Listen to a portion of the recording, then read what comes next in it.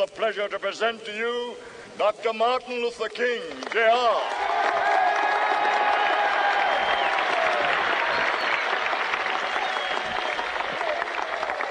I am happy to join with you today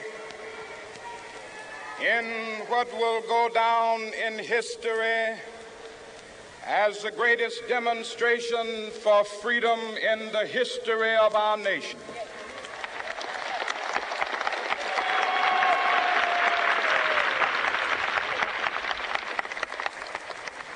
Five score years ago, a great American in whose symbolic shadow we stand today signed the Emancipation Proclamation. This momentous decree came as a great beacon light of hope to millions of Negro slaves who had been seared in the flames of withering injustice. It came as a joyous daybreak to end the long night of their captivity. But 100 years later, the Negro still is not free. 100 years later, the life of the Negro is still sadly crippled by the manacles of segregation and the chains of discrimination. 100 years later, the Negro lives on a lonely island of poverty in the midst of a vast ocean of material prosperity. 100 years later, the Negro is still languished in the corners of American society and finds himself in exile in his own land.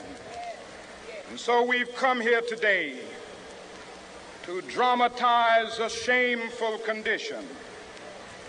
In a sense, we've come to our nation's capital to cash a check. When the architects of our republic wrote the magnificent words of the Constitution and the Declaration of Independence, they were signing a promissory note to which every American was to fall heir. This note was a promise that all men, yes, black men as well as white men, would be guaranteed the unalienable rights of life, liberty, and the pursuit of happiness. It is obvious today that America has defaulted on this promissory note insofar as her citizens of color are concerned. Instead of honoring this sacred obligation, America has given the Negro people a bad check, a check which has come back marked insufficient funds.